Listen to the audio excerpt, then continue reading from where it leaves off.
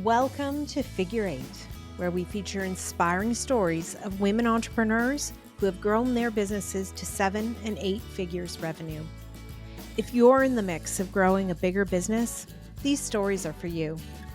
Join us as we explore where the tough spots are, how to overcome them, and how to prepare yourself for the next portion of the climb.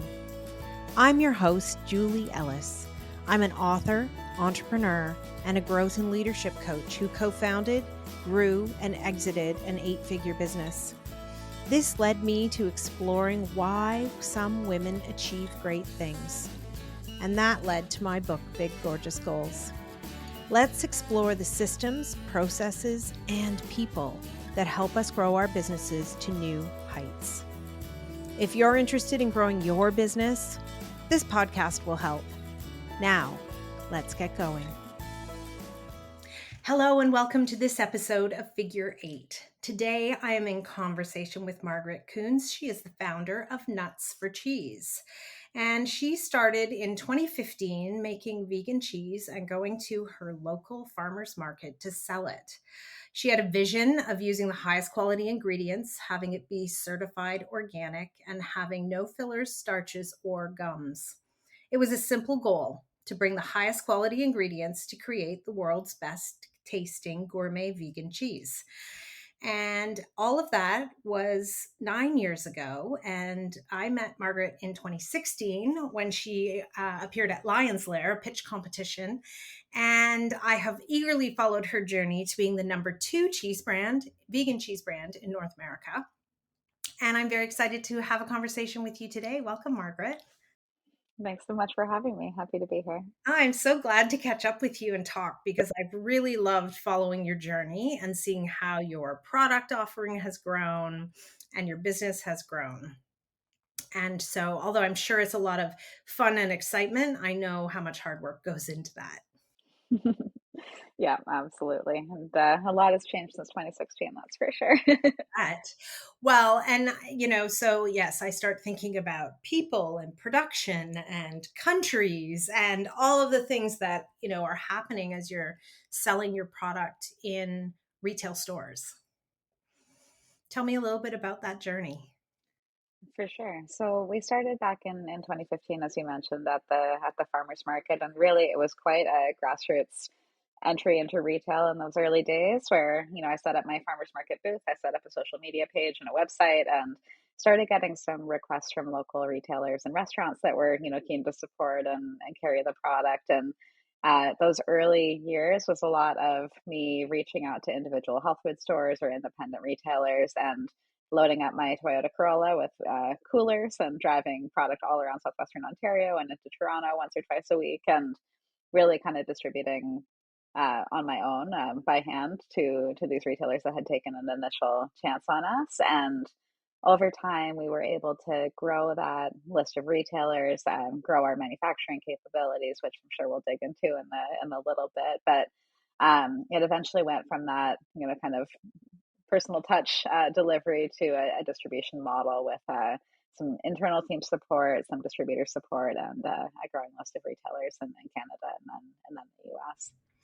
Yeah, and it is so interesting because when I hear about the grocery industry, sort of in general, they talk about like large listing fees and, that the path to market into those big kind of retailers can be an expensive one, you know? Absolutely. Yeah, and it for sure can be, and I think that's why it is really important to evaluate the cost of every retail venture that you're embarking on, kind of retailer by retailer. Every different store is going to have a different set of requirements or expectations, and the way that we've looked at it is to try to build our list of retailers for what we're ready for. So our first large customer, for example, was Farm Boy in Ontario, and that was our first time ever having to fill out a proper listing form, the first time I ever had to put product on a pallet and wrap it up, and the first time we ever had to use a freight truck. And, all of these things were brand new to me. And I think they were a very friendly partner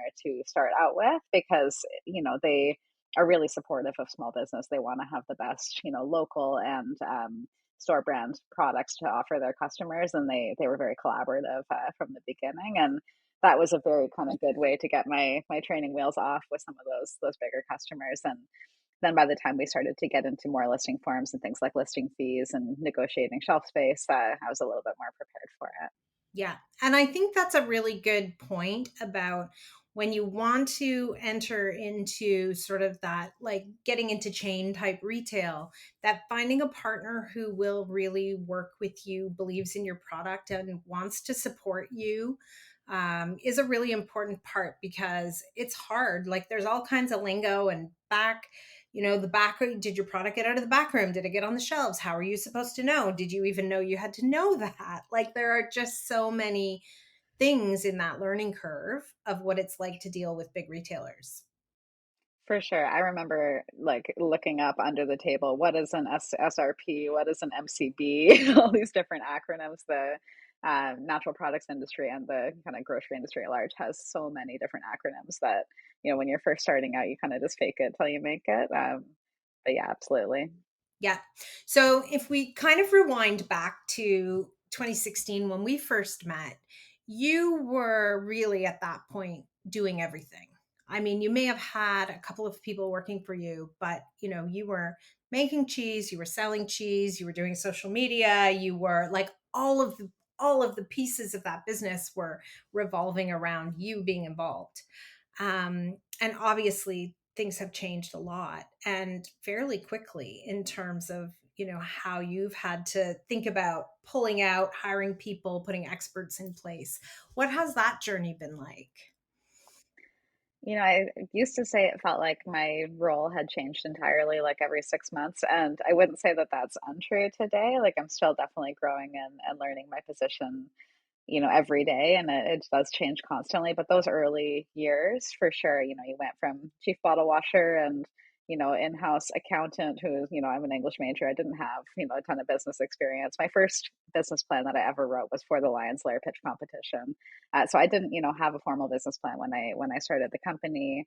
Didn't know things like how to incorporate. I used some of my Lions Lair winnings actually to incorporate the business and set up my kind of first legal structure, get our trademarks going. Like all of that was really kind of brand new to me, and I had a lot to figure out. But what I did know how to do was to do everything to kind of run the business operationally, and had a lot of grit and a lot of drive, and was really willing to be that person who was going to stay, late in the kitchen, wrapping cheese and saran wrap and putting stickers on it and taking it to the farmer's market, or loading up my car the next morning and, driving in and out of the city to drop off product, and then coming back to do the dishes. And started to assemble a small team around me in the early days who also kind of had that same mentality of we'll do kind of what needs to be done. So I had folks who were helping actually make the product as well as coming with me to trade shows and coming to markets to sell it. I had, people that were starting to be my kind of first formation of a sales team who would help, manage different independent retail accounts, and also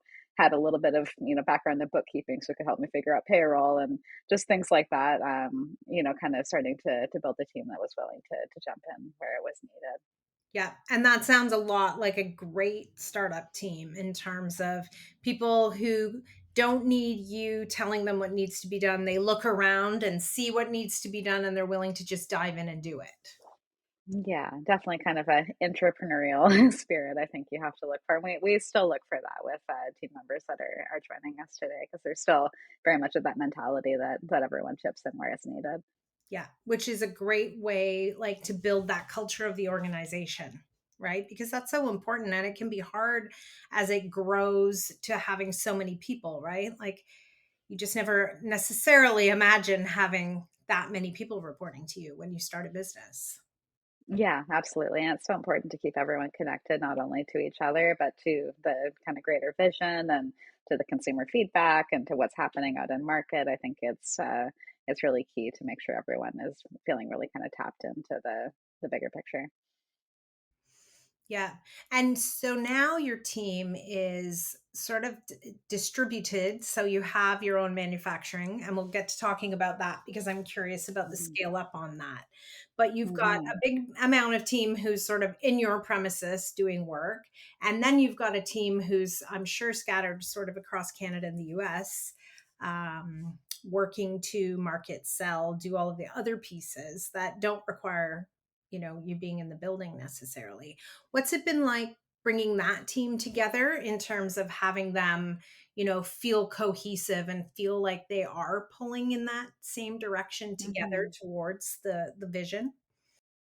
For sure. I mean, I think for us, because we're a manufacturer, it did start very centrally located. Everyone on the team was based in London, Ontario, and was able to travel to the plant. And still, a lot of our team, even if they could work remote, if they live locally, they still like to come in and be a part of what's going on and kind of have their finger on the pulse and connect with everyone else in the facility. But when we started to sell into the US and really kind of grow larger in Canada, it was actually also kind of right at the beginning of COVID. So it was an interesting time because I had gone down to the States for a trade show, Expo West, which is the largest natural products expo in North America. And it was the show that was canceled because of COVID, but we were already in LA.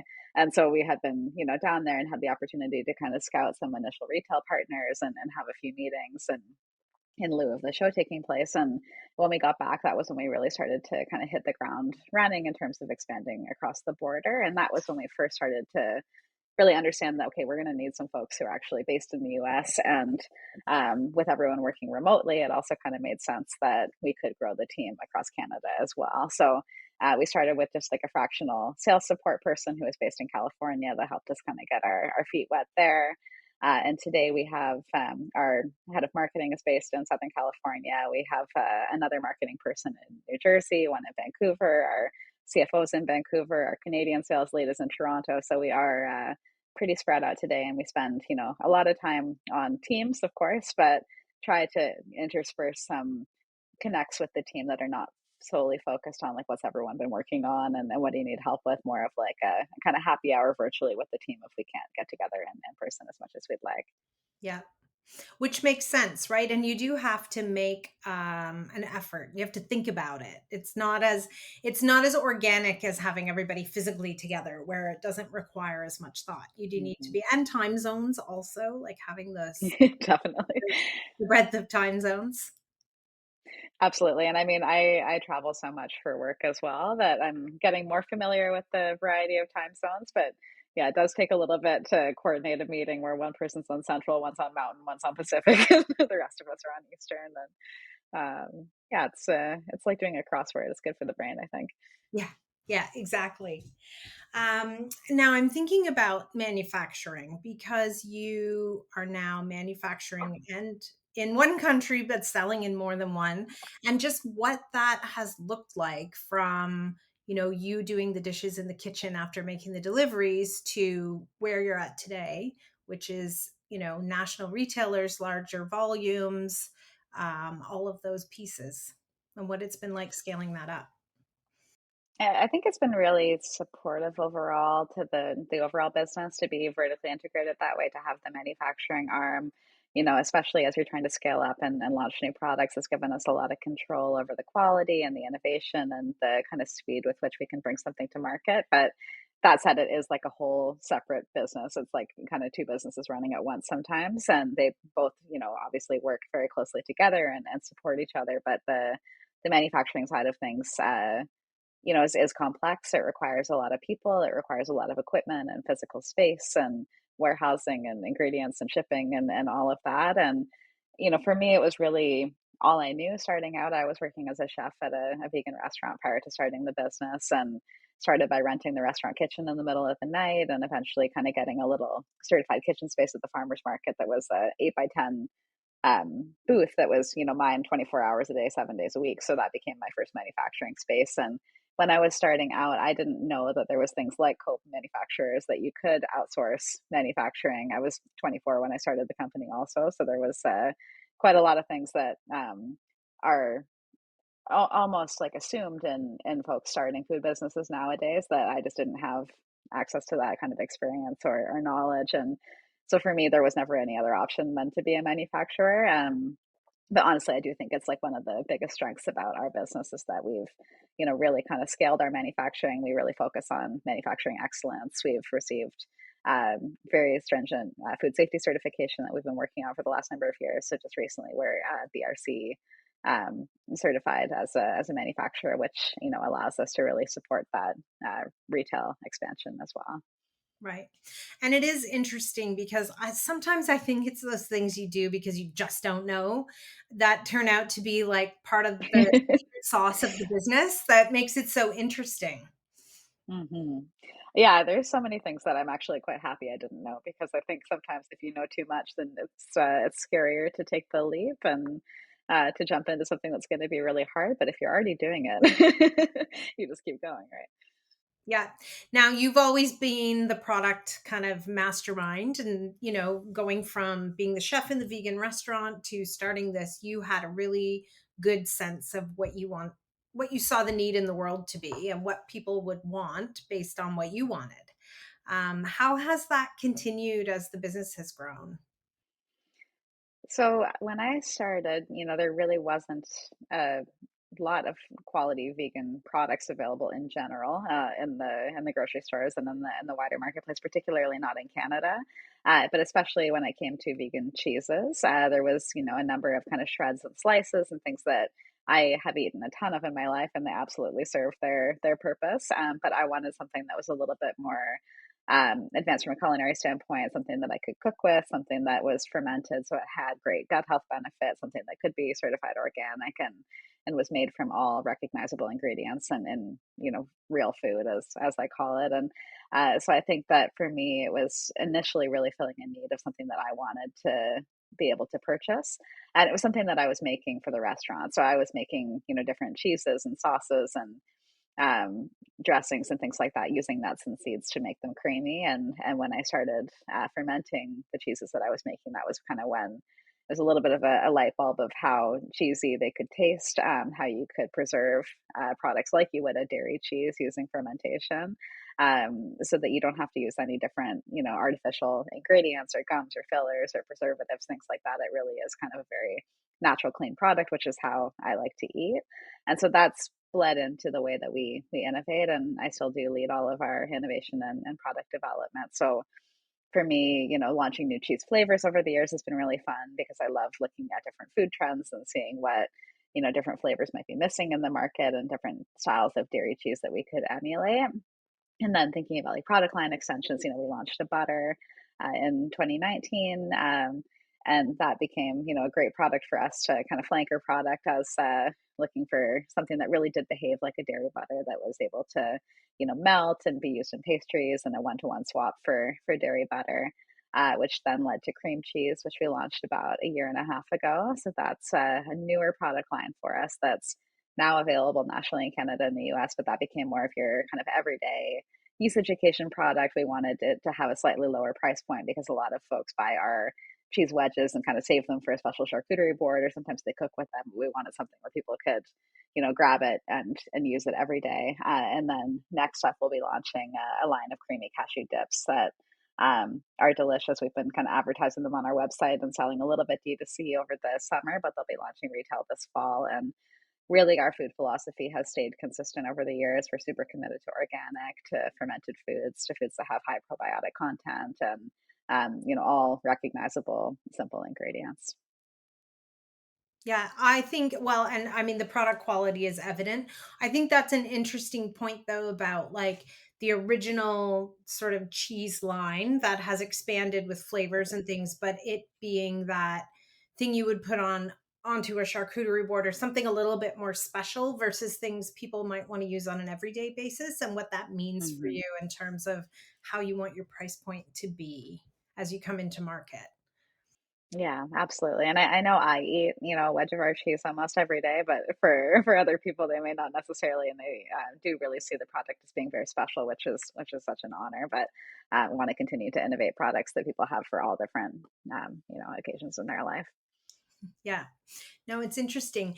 And so now you were the primary taste that, all of the early products were built on. How does that look today? What's different about your product development cycle and how you're doing things?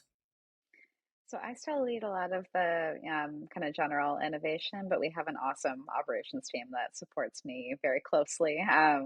So I'll kind of have an idea, and I might do the first couple of trials on my own, and then I'll bring in the operations team and our quality team, who really help me kind of run a number of iterations. And tweak and perfect things until we get to a formula that we're happy with. And I think what's been interesting over the years is, having been a chef in a previous life, I think of everything as a recipe. And so I'll go into the facility and say, okay, I made this new product. I want us to try it. It's got, a teaspoon of salt, and it's got a dash of this, and it's got a handful of this. And they're like, oh my God, what is the number of grams? What is the Well, volume you're also looking the for? and I made two small pieces of it, and now I need you to make a million. Exactly. So I really go in with the recipe, and they're very patient with me and help me turn it into a formula. But that's I think been one thing that's been a big learning curve and a challenge for me over the years, is turning something from bench top or from restaurant size scale into something that you could make, thousands and thousands of, and send it on a pallet to a retailer. And have it consistently turning out to and behave. Taste just as good, behave in the same way it Mhm. did when you made it in the kitchen and ate it yourself, right? Absolutely, because we also, I think, it's such an X factor for us is the fermentation, and fermenting things is different at different scales. And so you do really have to be mindful of that, and, ensure that you can achieve a consistent result every time. So interesting. Things that you like and probably never imagined when you had your own first kitchen at that farmer's market that you would be looking at the kind of scope you're looking at now. No, absolutely not. And kind of, back to the what you don't know is sometimes better. I think it's turned out to be such a beautiful journey, and I feel so fortunate for all the stages of it. But I absolutely had no idea that this is where I would be kind of 9 years later. Yeah. Yeah. It is well, and arguably, if you knew, you would have been too scared to do anything about it. So, because it sounds thrilling, but I mean, the number of sort of iterations and think how you've prioritized to continue sort of going here, and just as you grow the business and you pick those spots that you're going to move to next.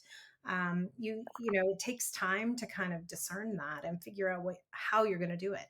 And so, what has it been like for you on the leadership side, like your own growth as a leader from, Mhm. the time when you were by yourself or with a couple of people to, now where you have this, larger team?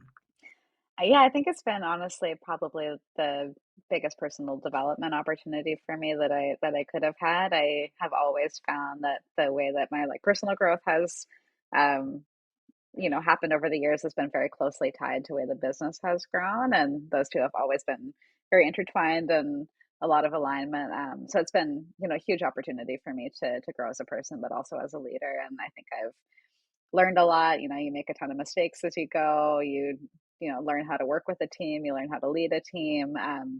Over the last number of years, our team dynamic has shifted a lot because we were bootstrapped for the first 7 years, and really, I was growing a manufacturing company on a shoestring, and couldn't afford to grow the way that a venture backed company may have in the early years. And we were growing really quickly, so it was a lot of thinking on our feet, a lot of what can we fix this piece of equipment with on a kind of band-aid type basis. And that shifted for us a couple of years ago when we raised our first round of venture capital, and that allowed me to really put together a really strong leadership team to support me through our next kind of phases of growth.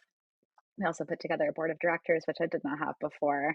I've always had amazing mentors, but formalizing that board of directors, having investors, and then having a senior leadership team, and many of those folks who have a lot more life experience and career experience than I do. I've learned so much from working with and leading that kind of team, and reporting to a board regularly, and all of that. Yeah.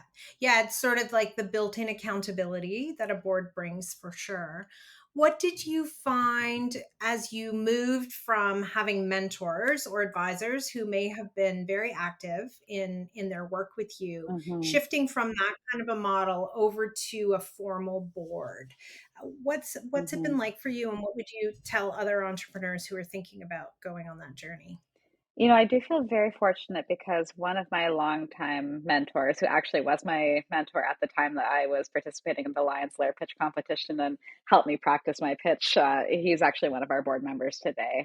So he's been, along for the journey since the very early days, and that transition has been, really amazing. And he's an investor as well, as he's been my business partner. And that's been really lovely journey. But I will say, it's a big change from having a kind of more informal, someone you can just hop on the phone with and call all the time, to, okay, now I have to prepare a deck and report, our financials, and really act a lot more like a CEO. And I think that kind of CEO title is something that I'd had for a long time, but there was some of those responsibilities that, weren't as big of a focus of mine because I was so focused on running the business and being in the day to day. You have to be able to kind of step back a little bit and think more strategically. And, I had never seen a board deck before making my first one. And so I think our decks have come a long way. And I think, I'm a person who does everything, 150%. So I think I've done a lot of overkill on those early board decks. And I've had some very gracious board members who've, coached me and kind of given me some feedback along the way to continue to refine that. Yeah. Have you found at all that you need to professionalize a little bit as you went, like you did just talk about that in terms of the deck and that sort of thing, but the I think of the like messy hash it out, what do you think about this, what do you think about that, like how do those people change, because sometimes you have mentors who live in that messy zone, Hmm. but it feels like board of directors you want to present maybe a little bit more of a polished Hmm. Margaret CEO to them as opposed to them mucking it out with you. Have you found that? For sure. And I think even throughout the years, like that kind of same experience of every 6 months, my role changes. Every 6 months, I've like had to kind of refine myself a little bit more and, learn more about boundaries and what do you share with certain team members and how do you structure an organization and all of that. Because I think, when you're starting out and it's farmers market and it's trade shows and you're all sitting around, my mom's old kitchen table, that was the first desk that we had in our facility. It's a lot more camaraderie and friendship, and it's amazing to start a business that way. But as you grow, things do change, and I think that can be a really challenging thing for founders as you're starting to professionalize an organization with, sometimes people that have been there since the very early days, sometimes new people that are coming onto the team, and really kind of strategically set those expectations and relationship dynamics. Yeah, I can remember very clearly in my journey a point where instead of sitting around a table with the team, kind of ponging things around and figuring out what to do, that like all of a sudden that feeling of like, oh no, they're actually looking for me to come and either send them to investigate some things or come with a direction that we should go. Like, I actually need to be deciding. It's Hmm. not the same kind of that hash it out, let's decide together kind of Hmm. feeling. And I can very clearly remember that shift and how uncomfortable it felt. Hmm. For sure. And I think it's a continual journey too, because like that opportunity to really hash things out as a team is so important. And then, kind of finding, where you take your space and where you're looking for feedback and where you're not is something that you're always kind of learning. Yeah. Yeah. Yeah. And it's a constant journey of learning. I feel like that is the one thing with entrepreneurship is nothing ever stays the same. Definitely. There's new problems to solve, new triumphs to claim, new all the things, the highs, the lows, all of it together. It's a constant evolution. It is a roller coaster, you hear that a lot, but it is like your highest high, your lowest low, and will all happen within the same hour sometimes. Sometimes that's exhausting. Yeah, so everything's amazing and the sky is falling. All in 1.5 hour Mhm, period. mhm. It's so true. It's so true. So what's next for you? That's a good question. Yeah, dips have been a big focus for us. So, innovation is really central to everything that we do and has been since the early days. So, dips launching have been very exciting for us. We showed them to a couple of retail partners earlier this year and got a lot of excitement and a lot of great feedback. So, very quickly had to hustle as a team and all put our heads together of how fast can we get this to market. And, it kind of started as a product concept earlier this year that is now final product that's going to be hitting shelves in Canada by Canadian Thanksgiving ish, and a little bit later in time for American Thanksgiving in the U.S. So we've got three new flavors coming. They're creamy cashew dips. They're all contain billions of probiotics per serving. And we have a dill pickle, a roasted red pepper, and an artichoke jalapeno that are coming to market. So super excited about those. And just continuing to grow and expand our availability as well. So in the States, we've got a number of new partners launching products in the next number of months, and same with Canada. Canada, we've been very fortunate to have a great distribution footprint for some time, but getting new product lines into those retailers and then continuing to grow our retailer network has been a big focus as well. So we have our big Canadian trade show coming up in a couple of weeks, which is always one of my favorite trade shows of the year, the Canadian Health Food Association. That's awesome. And yes, it gets you out there actually hearing what people are saying about the product, what they might be longing for, what you can think about next, and all of the Hmm. things that actually standing and talking with people who love your product, Absolutely. will tell you, right? Yeah, I always say I wanna wear a GoPro when we're at a trade show because people's reactions to we get so many people that are like, "Oh my god, it's non-dairy, I don't even wanna go near it." I'm like, "Please just try it." And then they're like, "Oh, okay, that was actually good." So, I just wanna capture some of that. And so you and so you made another step to world domination right there, right? Exactly, exactly. They just have to try it. I think it's, flavor is the most important thing, and I think it's easy for people to have hangups about products that are healthy or better for you or dairy-free or plant-based or whatever, but, I think that that's where it's, like, super important for us to put forward products that have great quality and taste good, to keep people coming back. Yeah, and I think it's really great to see you on that leading edge of that where it doesn't have to be like cardboard or taste bad or anything. You can make choices for your health that taste good and are good for you. Mhm. Absolutely. So Yeah. important. Well, I can't wait to see where the journey takes you next. Thank you. Yeah, thanks for joining me today. Yeah, thanks so much for having me. This was so much fun. Take care. I hope you enjoyed today's episode. Please remember to hit subscribe on your favorite podcast platform so you won't miss any episodes. Figure 8 isn't just a podcast. It's a way of seeing the big, gorgeous goals of women entrepreneurs coming to life. If you're interested in learning more, you can find my book, Big Gorgeous Goals, on Amazon anywhere you might live. For more about my growth and leadership training programs, visit www.julieellis.ca to see how we might work together. Read my blog or sign up to get your free diagnostic.